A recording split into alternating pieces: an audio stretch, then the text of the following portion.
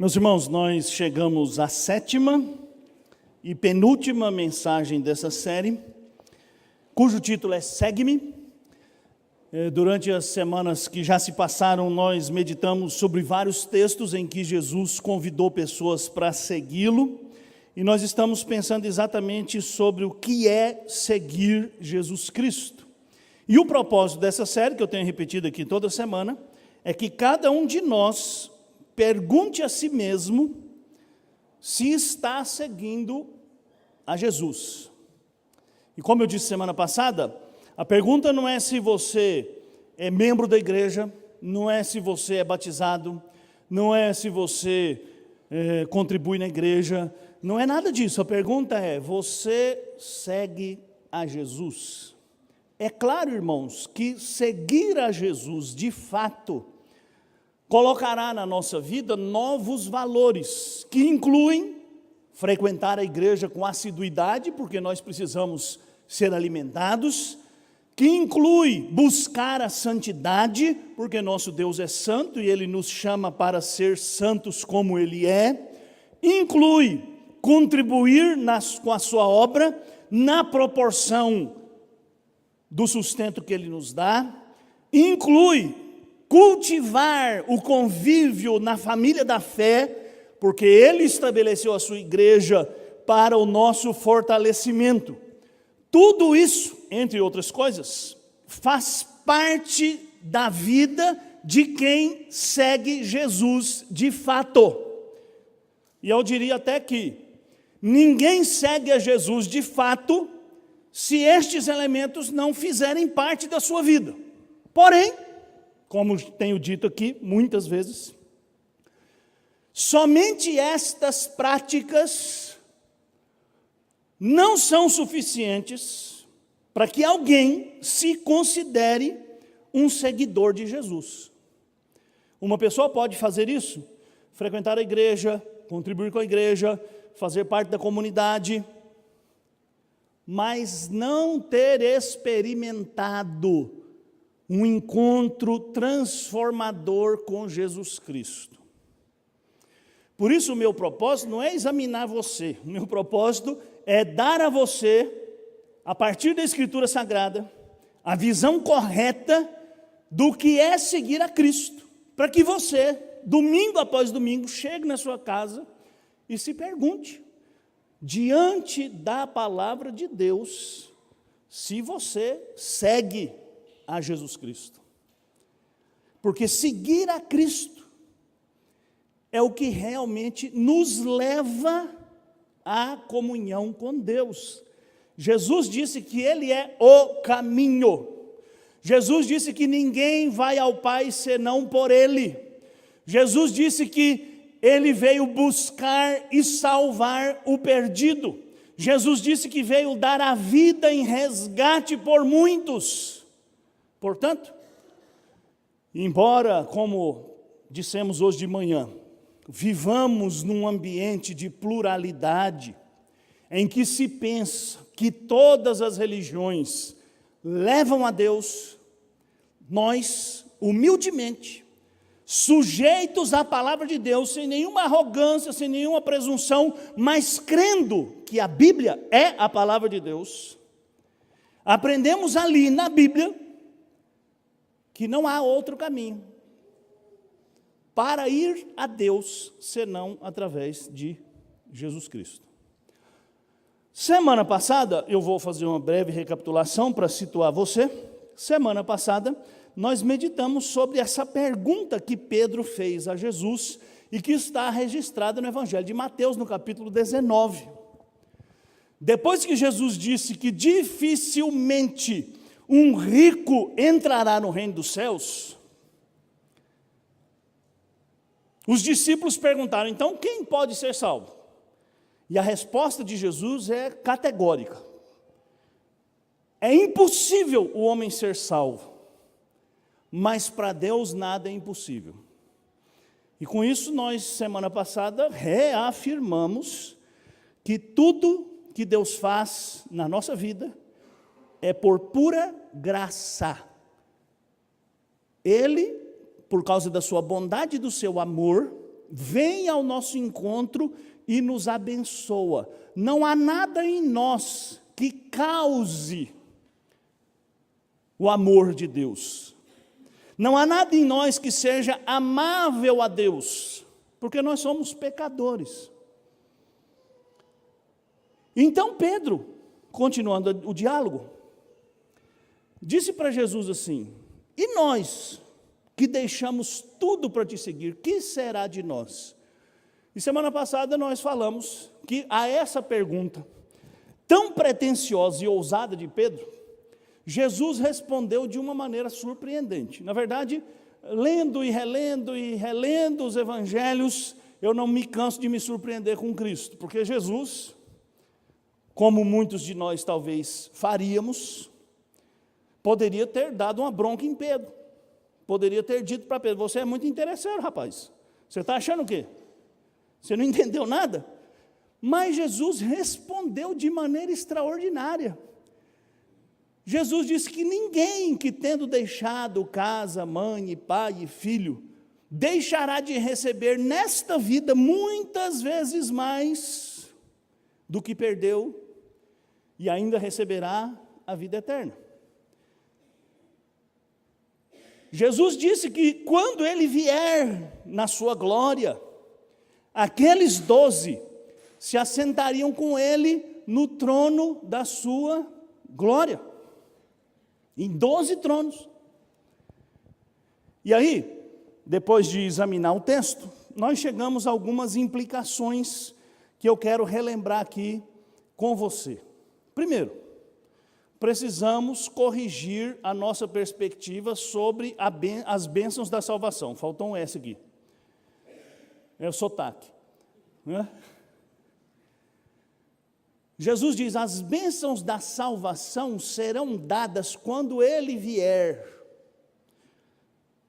Infelizmente, nós vivemos numa época em que os crentes não querem mais ir para o céu.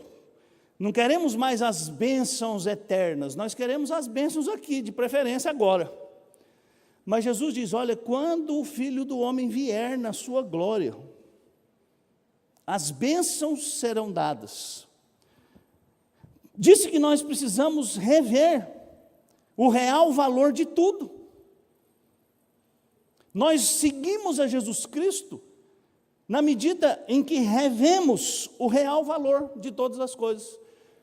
Jesus disse: olha, você vai receber aqui mais do que tudo que você perdeu. E curiosamente, nós ficamos lutando a vida inteira para não perder nada aqui.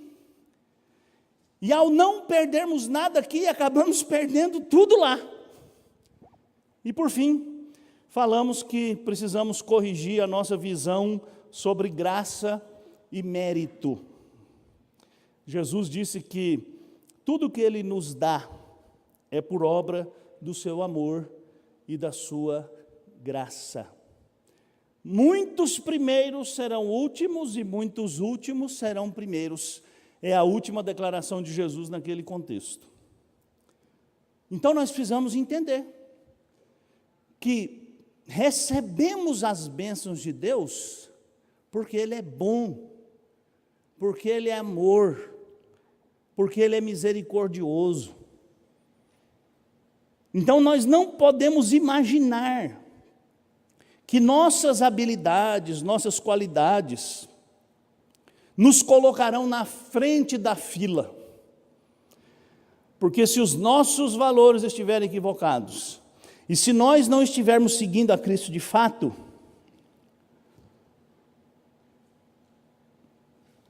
nós sequer estaremos na fila para deixar os últimos lugares e ocupar os primeiros. Hoje, eu quero convidar você a ler o texto que no Evangelho de Mateus está na sequência desse texto que a gente meditou semana passada, mas hoje nós vamos ler no Evangelho de Marcos. E o tema da nossa mensagem, mas nós não vamos ler ainda não. E o tema da nossa mensagem hoje é a grandeza real. E eu quis colocar o título desse jeito. Por que não é a real grandeza? Porque eu acredito que assim ele atende a duas perspectivas que eu quero trazer aqui para os irmãos hoje. Primeiro, a grandeza real, ou seja, a grandeza do nosso rei. a grandeza do serviço que o nosso rei fez por nós, está fazendo em nós. E a grandeza real, ou seja, aquilo que é verdadeira grandeza aos olhos do nosso rei. Nós precisamos, irmãos, sempre parar para refletir e para reorganizar e reavaliar nossos valores. Como a gente tem dito até aqui, durante essas 6 semanas para trás, seguir a Cristo faz uma transformação radical em nós. E nós temos aí um excelente aferidor do nosso discipulado. Se nós não temos sido transformados e os nossos olhos ainda não são capazes de enxergar a grandeza real, a grandeza verdadeira desta vida, então nós precisamos parar e começar a reler a Bíblia. E isso é muito sério, irmãos, porque nós vivemos, como eu já disse, num tempo em que nós somos cheios, cercados, oprimidos por muitas coisas que dizem ser de valor real, mas que vão exaurindo as nossas forças, que vão esgotando os nossos recursos físicos, mentais, espirituais, materiais, e nós servimos a Deus, acabamos servindo a Deus por causa disso, apenas com o que sobra, com o que resta. E eu fico preocupado, porque eu me lembro daquele dia em que Jesus está lá no pátio das mulheres, no templo de Jerusalém, e ele está observando as pessoas irem depositar suas ofertas lá no gasofilácio, não é?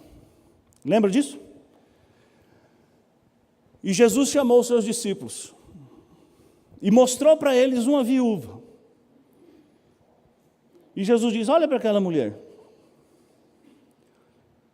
Ela deu mais do que todos os outros que deram alguma coisa aqui.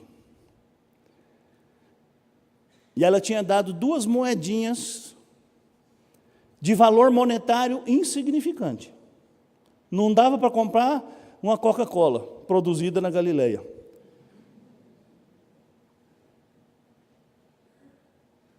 Porque Jesus explica, porque todos deram o que sobrava.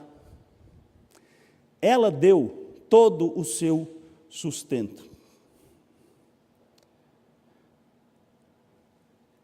Então, nós precisamos perguntar-nos: quais são as grandezas que nós valorizamos nessa vida?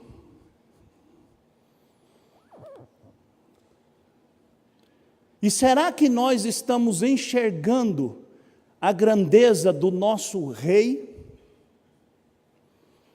Para entender a grandeza do nosso rei, você precisa entender a grandeza do Evangelho, porque Jesus é o Evangelho. Jesus é a boa nova. O que realmente torna o Evangelho grande, grandioso, distinto de tudo que você já viu, de tudo que você já ouviu, é o fato do Evangelho ser Jesus Cristo dando a sua vida por nós. Então nós vamos ler o texto, e eu vou dividir o texto em 2 partes, e eu queria que você acompanhasse. Marcos capítulo 10, verso 32 até o verso 45. Estavam de caminho, subindo para Jerusalém, e Jesus ia adiante dos seus discípulos.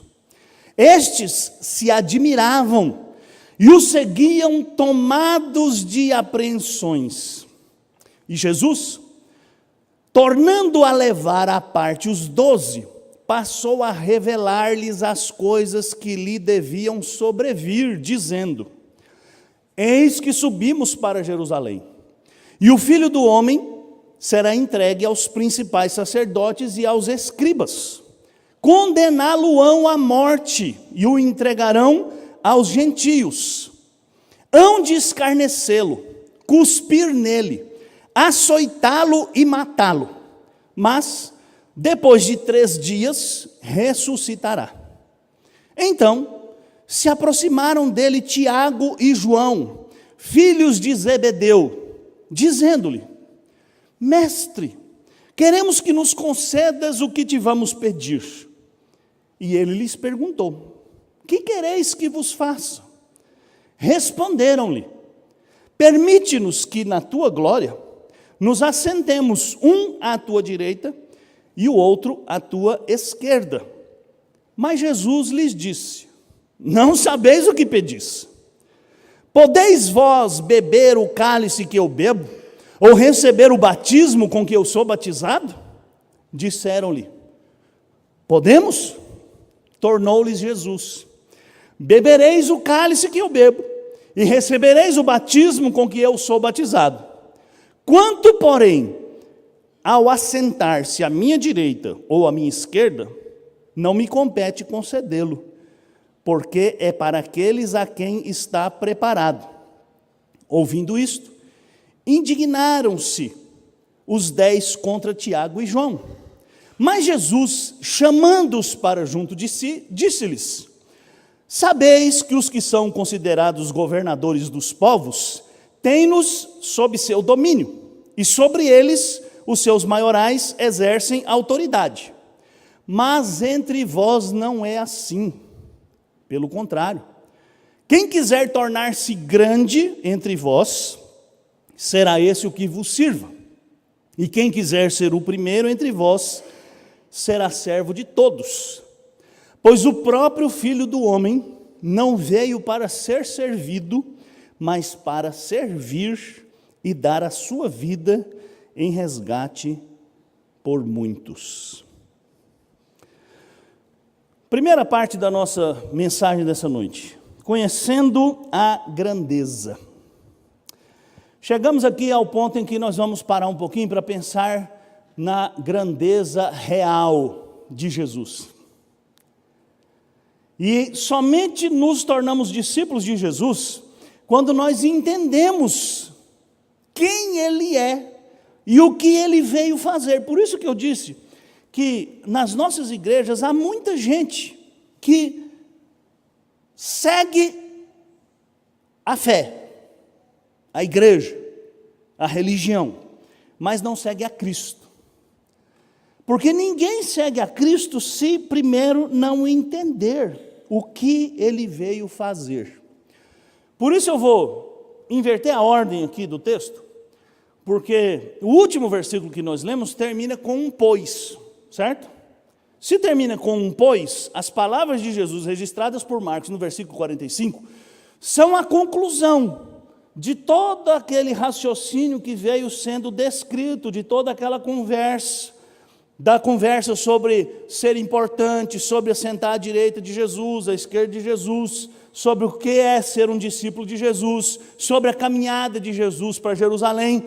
Pois, e aí a gente chega aqui no pois o próprio Filho do Homem não veio para ser servido, mas para servir e dar a sua vida em resgate por muitos. Irmãos, essas palavras de Jesus aqui são a essência, a síntese do que é o Evangelho. Jesus, numa oração, conseguiu colocar tudo o que Ele é e tudo o que Ele veio fazer. E muitas vezes nos escapa, porque às vezes a gente está tão acostumado, né, com a leitura, com a repetição da leitura, que a gente não para pensar no sentido daquilo que Jesus está falando aqui. E geralmente a gente lê esse versículo e a gente simplesmente, o máximo que a gente consegue ver aqui é o seguinte: olha, então, já que Jesus foi servo, eu também preciso servir. Tudo bem, isso pode ser uma implicação, mas não é a principal. Não é o cerne desse texto. O que Jesus nos disse? Ele está falando aqui do fundamento pelo qual nós podemos ser o que Ele quer que nós sejamos.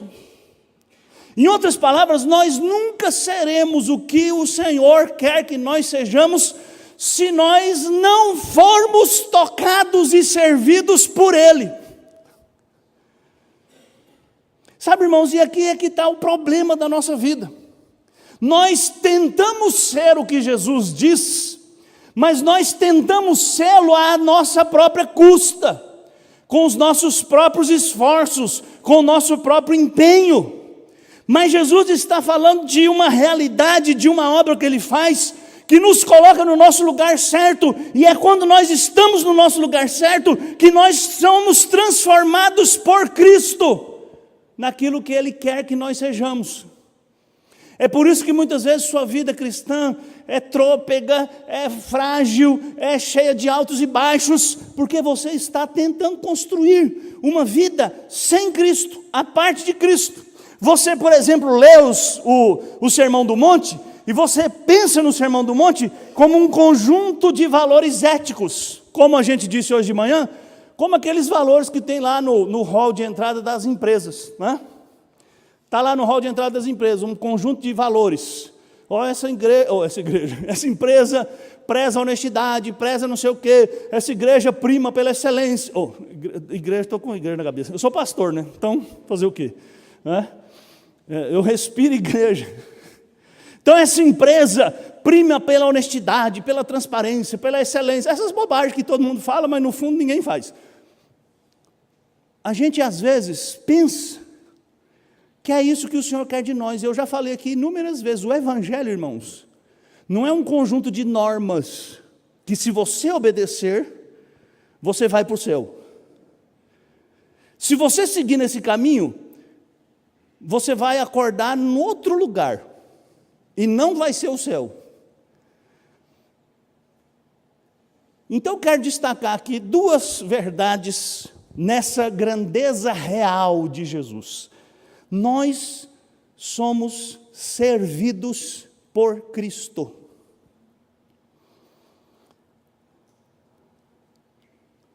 O Filho do Homem não veio para ser servido, mas veio para servir. Jesus nos chamou para ser discípulos, não para servi-lo. Uai, peraí, pastor. Não, aí os neurônios deu tilt aqui. Paulo não disse que nós somos servos de Cristo? Eu vou explicar isso daqui a pouco. Mas eu quero aqui que você entenda a grandeza do que Jesus está falando. Jesus disse: quem quiser ser grande tem que ser servo de todos, pois o próprio Filho do Homem, eu, não vim para ser servido, mas vim para servir.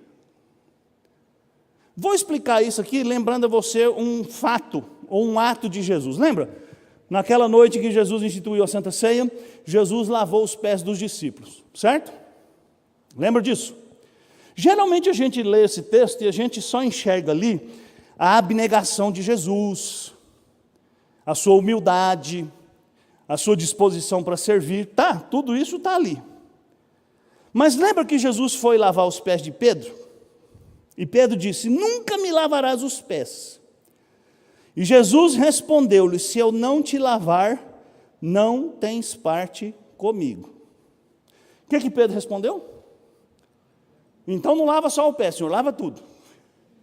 E Jesus disse: calma, Pedro, quem já se lavou não precisa lavar senão os pés. Irmãos, Jesus não estava falando de lavar o pé. Jesus estava ensinando uma parábola. E nesta parábola ele estava ensinando um princípio fundamental. Só ele, o servo sofredor de Isaías, só ele pode nos lavar dos nossos pecados. Só ele pode purificar a nossa vida. Só ele pode fazer de nós gente nova, gente transformada. Porque ele veio para servir-nos. Eu sei, isso é uma coisa assim meio chocante, né? Porque a gente se coloca sempre como nós servindo a Cristo. Mas na verdade Cristo diz literalmente: se você, Pedro, não for lavado por mim, se eu não te servir, você não tem nada a ver comigo.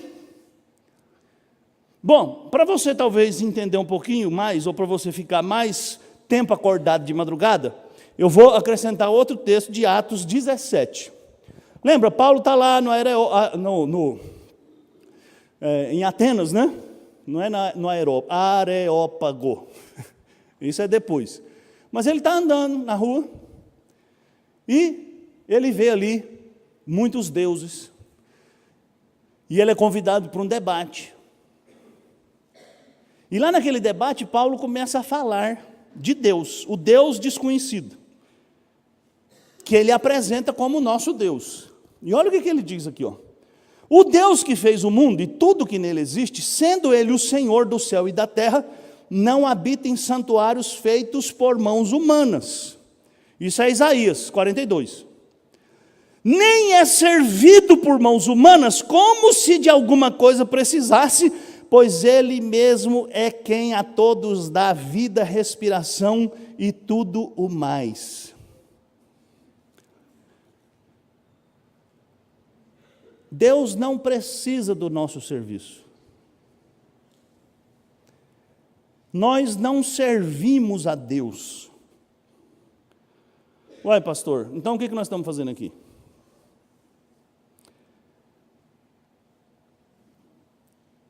Qual que é a diferença entre servir e ser servido? O que Jesus está dizendo de fato, irmãos? Jesus nos serve, dando a sua vida na cruz por nós. Quando a Bíblia diz que nós somos servos de Deus, essa expressão servos de Deus não significa que Deus precisa do que nós fazemos. Essa expressão significa que Deus está como uma autoridade sobre nós. Por isso Paulo diz lá em Atenas, Deus não é servido por mãos humanas. Não fique pensando que quando você faz uma oferta poupuda, Deus registra lá no caixa um crédito para você.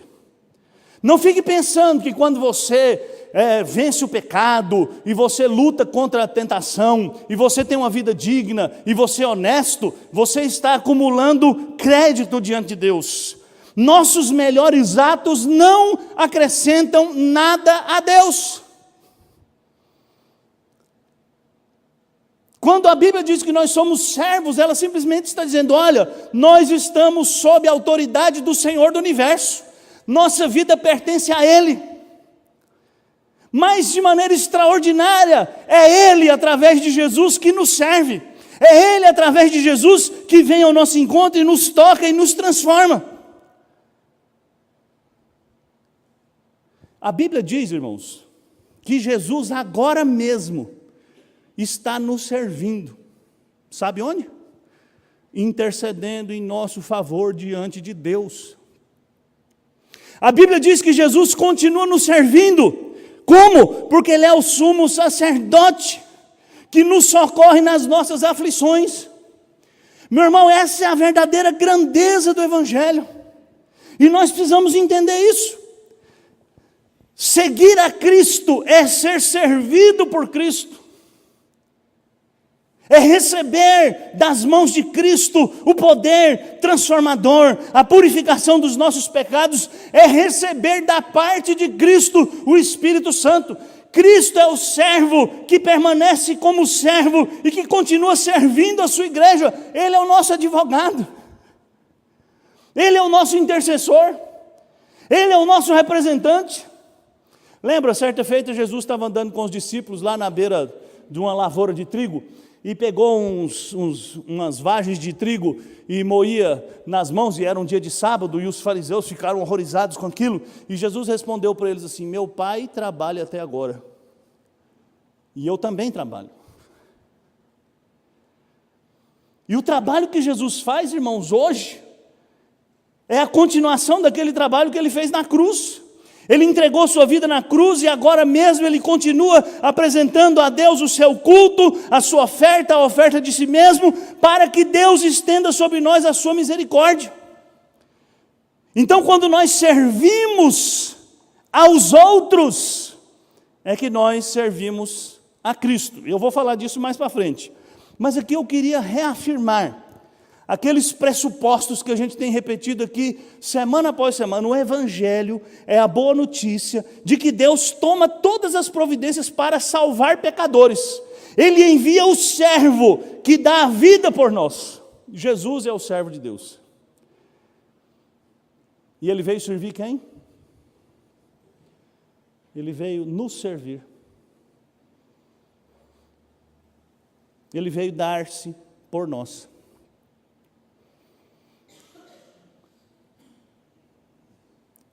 Presta atenção. Se Jesus tivesse nos mandado servir ao nosso próximo, simplesmente porque Ele nos serviu, ou seja, Ele nos deu o exemplo, Jesus seria como qualquer outro líder. Jesus seria como Buda, como sei lá quem mais.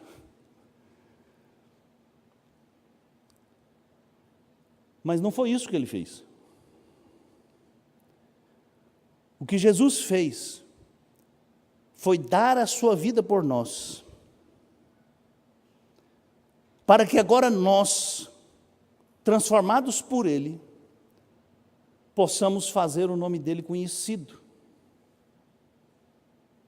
A partir do que nós fazemos na força que Ele nos dá. Ou será que nós nos esquecemos que os dons para servir são dons do Espírito? Ou será que nós nos esquecemos que os frutos, ou o fruto, que transforma a nossa vida é o fruto do Espírito? Ou será que nós nos esquecemos que aquele que intercede por nós com gemidos inexprimíveis é o Espírito?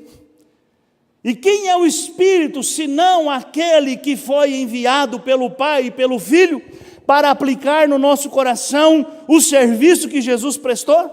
Então, ao contrário da religião, o Evangelho é sobre o serviço que Cristo presta a nós na cruz, e não sobre o que nós fazemos para merecer a salvação. Por isso Jesus disse para Pedro: Pedro, se eu não te lavar, você não tem parte comigo. Se eu não me tornar seu servo,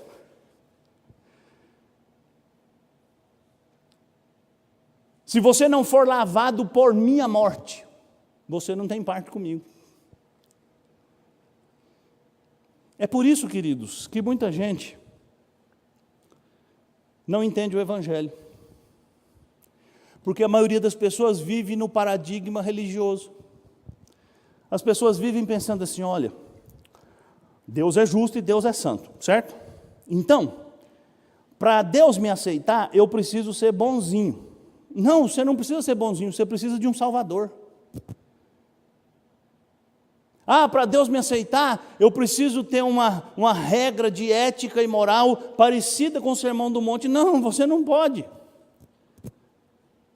O Sermão do Monte não é um conjunto de valores éticos que qualquer pessoa pode cumprir. O Sermão do Monte é uma descrição do estilo de vida daquele que foi lavado por Jesus.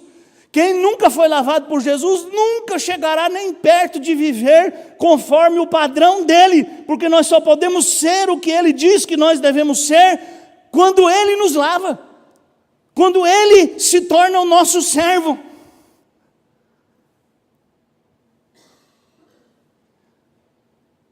E aí, a segunda grandeza é ser resgatado por Cristo. Vamos voltar para o texto. Pois o próprio Filho do Homem não veio para ser servido, mas para servir e dar a sua vida em resgate por muitos. Tem duas palavrinhas aqui: resgate e a preposição por. No texto original, resgatar é uma palavra que significa pagar o preço para libertar alguém do cativeiro. Foi isso que Jesus veio fazer. E a preposição por, e aqui a nossa tradução ajuda, Porque para nós por já significa no lugar de, certo? A preposição anti no grego. Só para ficar chique, né? Então a palavra resgatar é litron. E a preposição por é a preposição anti. Jesus está dizendo, eu vim servir. E o serviço que eu presto é dar a vida para pagar o preço que custa libertar um escravo. Eu vim me colocar no lugar do escravo. Então, só para você entender, eu espero, resgatar é pagar o preço do amor. Sabe, irmãos, não existe amor sem custo. Claro, se existisse uma pessoa que não tivesse nenhum defeito, seria uma bênção amar essa pessoa. Não é? Amar pessoas amáveis, pessoas que não têm problema, é uma beleza. Mas amar pessoas com problemas, eu sei que aqui ninguém tem problema, mas quando você sair daqui, você vai encontrar um parente, vai encontrar um amigo que tem problemas. Amar essa pessoa custa caro. Quando você ama alguém, você precisa se sacrificar por essa pessoa. Vamos usar um exemplo bem simples de se entender. Quem é pai vai entender facilmente. Antes dos seus filhos nascer, sua vida é sossegada, não é? Só o casalzinho na casa, né? Jantarzinho à luz de velas, vai para a praia, vai para o hotel, o filho nasce. Primeira coisa que você perde? Dinheiro. Já perdeu o dinheiro, né? Segunda coisa que você perde, o sono. A tranquilidade. Um filho amado é um filho que custa caro. Por amor àquele filho você abre mão. Às vezes de coisas que você desejava fazer, de viagens que você queria fazer, de coisas que você queria comprar. E por amor a ele, você faz até coisas que você não poderia fazer. Quando você ama alguém que não é seu filho, mas é alguém amado de verdade, e essa pessoa está passando por um problema, amor custa caro, custa tempo, custa paciência, custa investimento, custa relacionamento. Olha, irmão, se nós que somos pecadores, para amar alguém temos que pagar um preço alto, imagine Deus que para amar a nós que somos terrivelmente pecadores, que estávamos perdidos, que somos filhos rebeldes, o preço era um preço alto demais. E Jesus Cristo morreu na cruz para pagar o preço desse amor. O amor por gente totalmente perdida, por gente totalmente rebelde, por gente de coração endurecido. Resgatar, então, é também tomar o lugar do outro. Foi o que Jesus fez. Quem devia ter morrido na cruz era eu.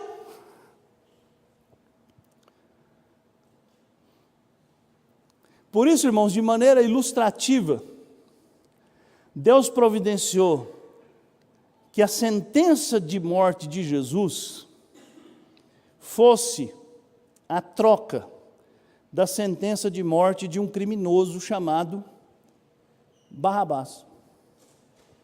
Claro, irmãos, que Jesus não morreu só por Barrabás, mas até ali, naquela hora daquela sentença, Deus mostrou, olha, Jesus está morrendo no lugar de alguém. E assim como ele morreu ali no lugar de Barrabás, ele morreu também no seu lugar. Resgate por muitos. A morte de Jesus é uma morte substitutiva. No lugar de. Por amor, Deus decidiu punir o seu Filho único, para fazer de nós filhos adotivos. Por isso, resgatar é livrar da escravidão. Jesus mesmo disse que quem comete pecado é escravo do pecado. E Jesus diz: se o Filho vos libertar, verdadeiramente sereis livres. Os judeus presunçosos e duros de coração não entenderam o que Jesus tinha dito e disse: mas nós nunca fomos escravos. Tem amnésia eles também, né?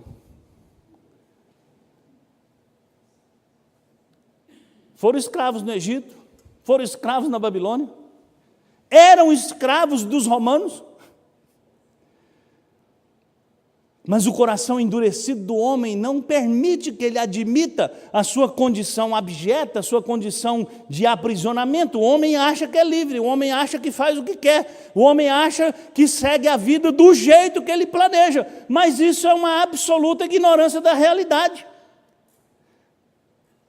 Se não fosse Jesus nos libertando, todos nós teríamos continuado sendo escravos do pecado, apaixonados pelas trevas, como João disse no seu evangelho. A luz veio ao mundo, mas os homens amaram mais as trevas do que a luz, porque as suas obras eram más. Os homens não se achegam para a luz, para que as suas obras não sejam manifestas.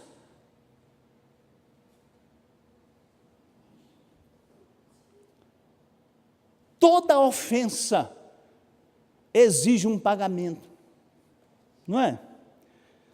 Quando você é ofendido por alguém, e você decide perdoar, e você precisa decidir perdoar, né? Perdoar não é esquecer, perdoar não é deixar para lá, perdoar não é não sentir dor, perdoar é assumir a dor. Perdoar é trazer para você a ferida. Perdoar é dizer assim: eu vou sofrer a pena, eu vou sofrer o prejuízo, eu vou carregar o fardo, eu vou pagar a conta. Sabe, não existe essa poesia de perdoar. Perdoar é lembrar sem sentir dor. Não, perdoar é sentir dor. Por isso, quando Jesus estava sendo pregado na cruz, para nos perdoar, Ele gritou no alto da cruz: Deus meu, por que me desamparaste? Porque o perdão custa caro. Deus não podia simplesmente deixar para lá. Não é assim que resolve uma ofensa sofrida. Não é assim na sua vida, irmão. Quando alguém te ofende, você simplesmente deixa para lá? Não. Você fica amargurado, você fica irritado, você fica nervoso. E enquanto você não perdoa, você fica preso. Mas quando você perdoa, você diz assim: eu vou pagar essa conta. Eu vou aguentar esse peso. Eu vou carregar esse fardo. Eu vou trazer essa cicatriz para mim.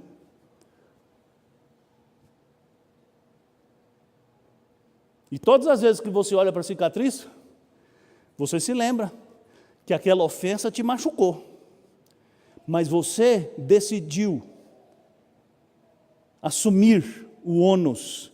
Lembra que eu falei no dia da ressurreição? Que na minha modesta opinião, foi por isso que Jesus ressurreto manteve as suas marcas. É porque eu já respondi essa pergunta 1000 vezes, né? Em 25 anos de ministério.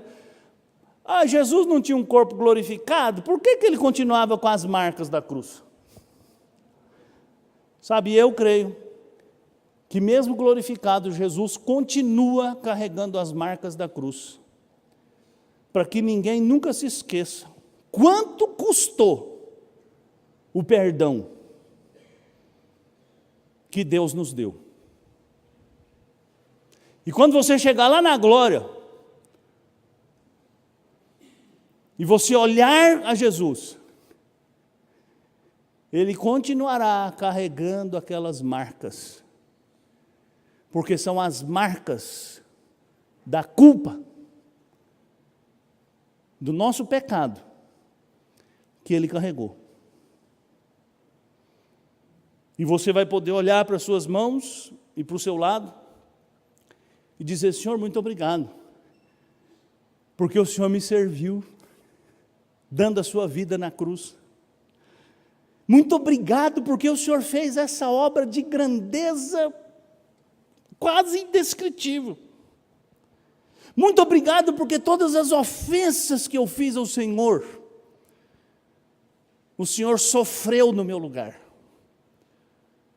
O Senhor penou no meu lugar.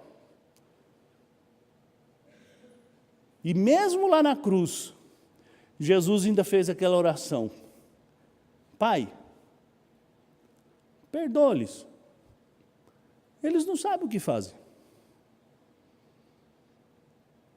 Então, irmãos, para você se tornar um discípulo de Jesus, você precisa entender isso.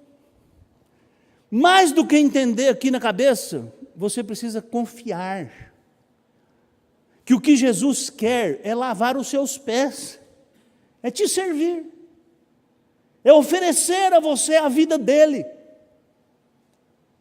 O que Jesus quer é continuar sendo o seu intercessor, sendo o seu advogado, sendo aquele que cobre os seus pecados, aquele que lava, que purifica, que embeleza a sua vida, como Paulo diz na carta aos Efésios, que Jesus Cristo é o noivo, que adorna a sua noiva, que enfeita a sua noiva, que aperfeiçoa a sua noiva.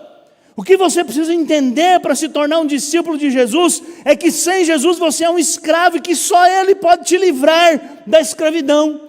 Só Ele pode te livrar do peso do pecado. Só Ele pode ocupar o seu lugar para que você não sofra condenação eterna. Só Ele pode pagar o preço. Se nós, por pequenas ofensas, destruímos relações de anos, destruímos famílias, destruímos casamento. Se nós, por não sermos capazes de perdoar essas pequenas ofensas que sofremos, abandonamos a igreja, viramos a cara para alguém, o que você acha que Deus faria conosco se Cristo não tivesse morrido na cruz no nosso lugar? Você acha que um Deus santo olharia para nós aqui, nesse ajuntamento?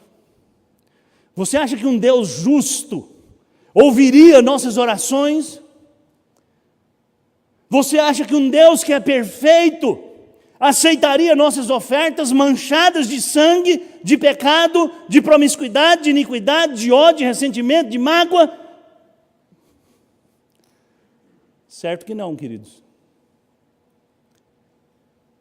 É por isso que a Bíblia nos diz que é por meio de Jesus que nós oferecemos a Deus os nossos louvores. Por isso que todas as vezes que nós oramos em nome de Jesus. Porque se nós não pedirmos em nome dEle, nós nem podemos pedir. Quem é você para pedir alguma coisa para Deus? Quem sou eu para pedir alguma coisa para Deus?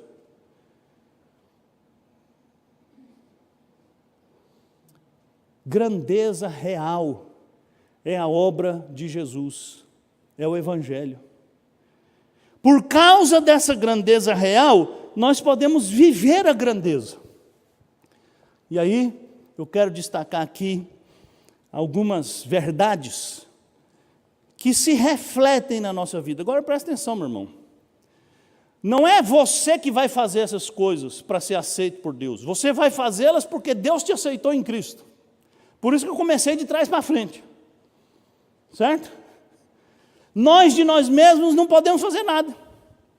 As exigências de Deus são inalcançáveis para nós.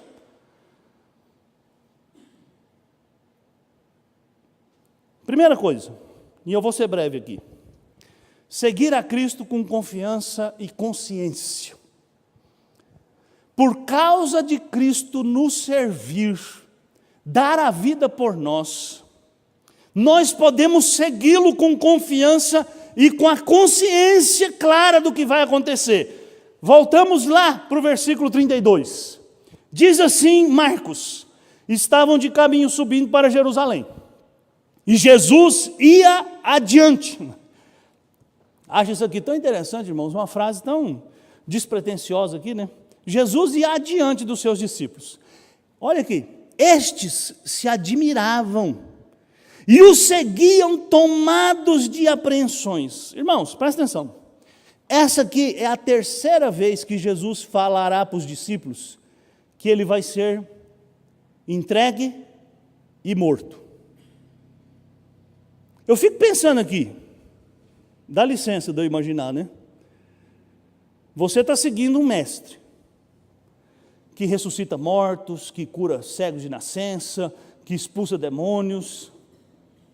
Onde ele chega, todo mundo vê a glória de Deus se manifestando. Aí de repente esse mestre um dia te chama de lado. Vem cá.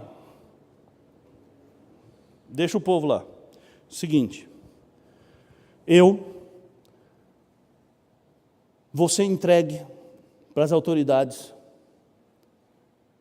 Vou ser morto. E vou ressuscitar. E os discípulos dizem, que nada. Pedro disse, o senhor está louco. Segunda vez, Jesus chama os discípulos e diz, olha, eu vou ser entregue aos gentios, e eu vou ser morto, e eu vou ressuscitar. Como você acha que ficaria seu coração de seguir um mestre que te falou isso já 2 vezes?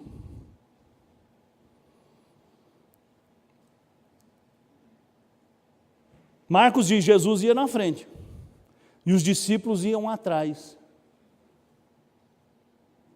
tomados de apreensões. O que ele vai fazer? O que vai acontecer conosco? E Jesus, vendo aquilo, tomou os 12 de novo para perto deles e disse, olha, eu estava brincando. Eu vou para Jerusalém, vai ser uma festa só. Vou chegar lá, vou dar um grito lá, os fariseus vão tudo cair no chão, os romanos vão tudo sair correndo. Acabou, fica tranquilo.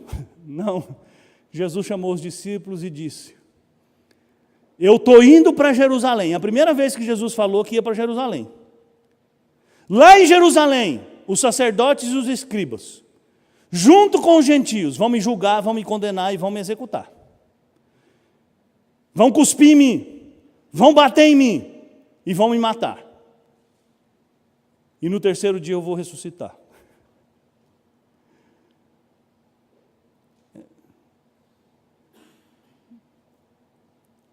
Os discípulos seguiam a Jesus com confiança, com apreensão, mas com a consciência clara do que ia acontecer com ele.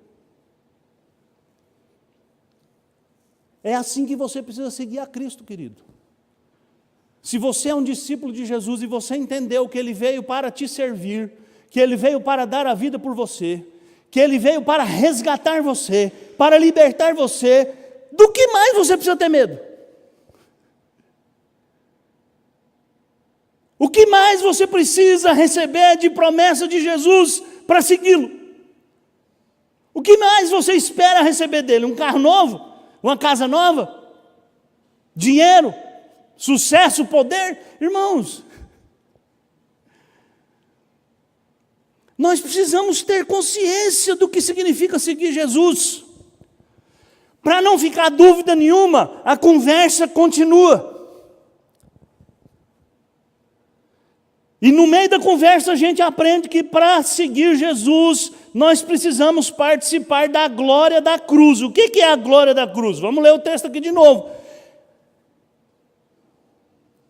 Jesus foi abordado por Tiago e João, lembra?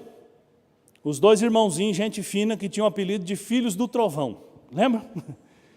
Porque um dia eles estavam lá na cidade e eles pregaram o evangelho, o povo fez pouco caso, e eles disseram, Senhor, o senhor quer que a gente pede para Deus mandar um fogo do céu para acabar com essa raça?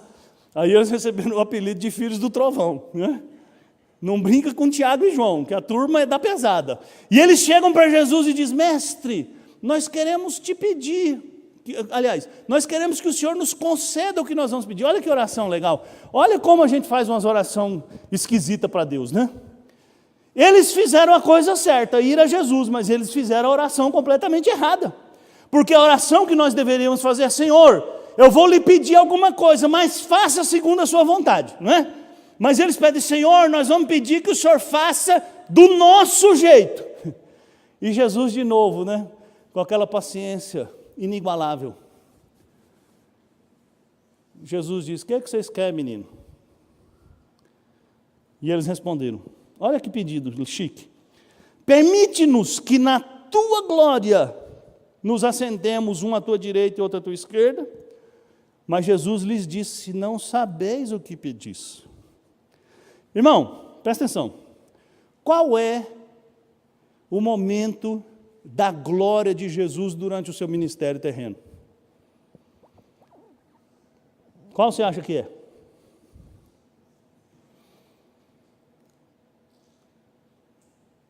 Quando é que Jesus falou assim: está consumado? Onde é que ele estava? Na cruz. A glória de Jesus, a glória do amor de Deus, do poder de Deus, da capacidade de Deus de reverter a história, de mudar a história, de perverter o mundo, foi esboçada, estampada na cruz. Por isso Paulo diz lá na carta aos Coríntios, que eu não quero saber de nada a não ser de Cristo crucificado. E curiosamente, né, Jesus foi crucificado com duas pessoas, uma à sua direita e uma à sua esquerda. Por isso Jesus disse: vocês não sabem o que vocês estão pedindo. E Jesus diz: vocês podem beber o cálice que eu bebo e receber o batismo com que eu sou batizado? E eles disseram: podemos. O cálice, irmãos, quase sempre na Bíblia está associado à ira de Deus. Foi o que Jesus bebeu na cruz. A ira de Deus. O batismo aqui é uma referência ao sofrimento. Jesus diz: vocês estão preparados para sofrer o que eu vou sofrer, para passar pelo que eu vou passar? E eles disseram: estamos. Sabe, irmãos, se nós queremos seguir a Cristo também, nós precisamos passar por esse mesmo caminho. Lembra? Jesus disse para os seus seguidores: se alguém quer vir após mim, a si mesmo se negue, tome a sua cruz e siga-me. Seguir a Cristo inclui pagar um preço alto. Não para ser salvo, mas porque você foi salvo. Porque você segue a Cristo, e seguir a Cristo é andar na contramão da cultura, na contramão da história, na contramão do mundo. E por isso Jesus disse para os seus discípulos: não vos admireis se o mundo vos odiar, porque antes de odiar vocês, odiou a mim. Por isso Jesus disse para os seus discípulos: no mundo tereis aflições, mas tende bom ânimo, eu venci o mundo. Por isso Paulo escreve para Timóteo, que está lá chateado, porque a igreja de Éfeso não era brincadeira. A gente acha que só a igreja de Corinto era pedreira, mas a de Éfeso também não era brincadeira. E Paulo diz para Timóteo: Timóteo, todo mundo que quiser servir a Deus com fidelidade vai ser perseguido. Então, alguém disse que a igreja não deveria ficar com medo quando o mundo a está perseguindo. A igreja devia ficar com medo quando o mundo é amigo dela, porque tem alguma coisa muito errada. Alguém fez concessões que não devia fazer. A palavra de Deus diz que quem se constitui amigo do mundo, se constitui inimigo de Deus. Então, seguir a Cristo é passar pela glória da cruz, é olhar para o Cristo crucificado, ver ali a glória de Deus e entregar-se a Ele e abrir mão da sua vida por Ele, como nós já meditamos aqui. Quem perder a sua vida por minha causa e por causa do Evangelho, disse Jesus, salvará a sua vida. Seguir a Cristo é ter um novo paradigma de grandeza. Depois que os irmãos Boanerges pediram aquilo lá para Jesus, Os outros discípulos ficaram bicudos. Mas eles não ficaram bicudos porque o pedido, eles entenderam que o pedido era indigno. É porque talvez eles pensaram, nossa, por que eu não pensei nisso antes? Por que eu não pedi isso antes? E Jesus viu o clima que se estabeleceu entre eles, né? E Jesus chamou os 12 de novo, vem cá. Deixa eu explicar uma coisa para vocês. Entre o povo, os governadores dos povos exercem autoridade sobre o povo. Dominam o povo com a força da autoridade, o braço, o poder. Mas aí Jesus diz assim, mas entre vós não é assim. Mas entre vós não é assim. Irmão, só essa frase aqui daria para a gente meditar mais uns 3 meses. Entre vós não é assim. Nosso paradigma de grandeza é outro. Pelo contrário, você não domina ninguém, ou não deveria querer dominar ninguém pela sua posição social, pelo seu dinheiro, pelo seu poder, pelo seu cargo, pelo seu título, pelo seu ministério ou por qualquer outra coisa. Quem quiser tornar-se grande entre vós, será esse o que vos sirva.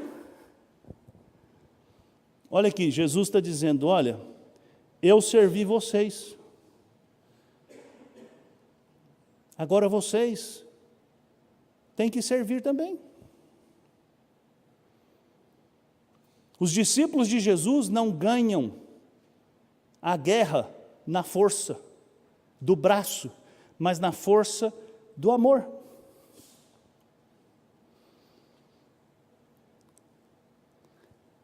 Por fim, seguir a Cristo é tornar-se ou ser humilde. Jesus continua, e quem quiser ser o primeiro entre vós, será servo de todos. Ter Cristo como paradigma, irmãos, é mais do que seguir o seu exemplo. É saber que nós não podemos fazer nada, que nós não temos habilidade para nada, que tudo que nós somos e viermos a ser, tudo que nós fizemos ou viermos a fazer, será sempre por causa de Cristo e na força de Cristo. Por isso, irmãos, que o Evangelho é tão inaceitável, porque o Evangelho nos humilha. A maioria das outras religiões dizem assim, olha, descubra a força que há em você. Use os seus recursos para agradar os deuses. Faça oferendas e eles vão se tornar favoráveis a você. Faça sacrifícios e eles se voltarão para você. É assim na cultura humana, é assim na história humana. Mas vem o Deus vivo todo-poderoso e diz, Jesus disse lá, e João registrou no capítulo 15 do seu Evangelho, eu sou a videira e vocês os ramos. Se vocês não estiverem ligados em mim, vocês não podem fazer nada.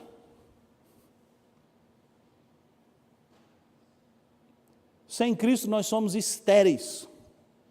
Somos árvore morta. Somos figueiras cheias de folhas, mas nenhum fruto.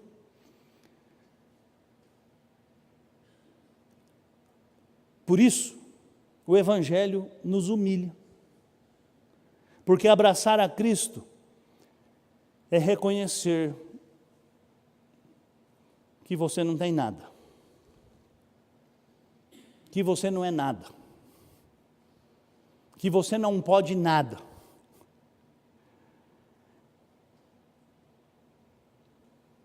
Mas ao mesmo tempo, ao abraçar a Cristo, você pode tudo.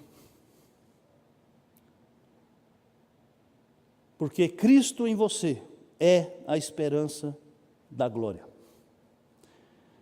Para você pensar na cama, crer no Evangelho é o único caminho para a vida. Então, irmão, esqueça tudo mais. Crer no Evangelho, crer em Cristo é o único caminho para a vida. Você precisa entender isso. Jesus Cristo veio para servir, para dar a vida.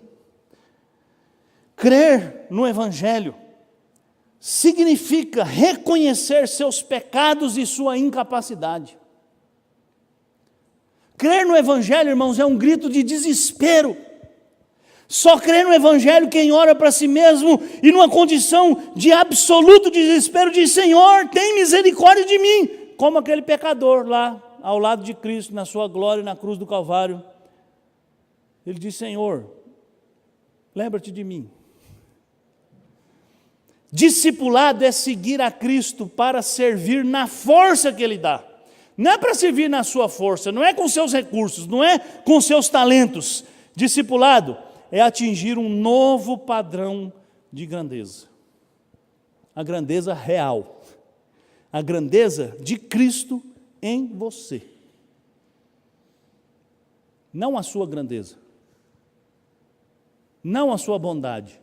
Não a sua justiça. Não a sua fidelidade. Mas Cristo em você. Cristo lavando você.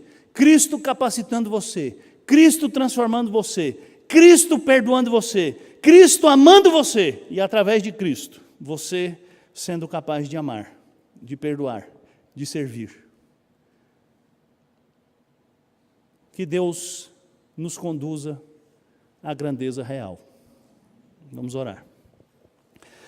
Senhor, em nome de Jesus,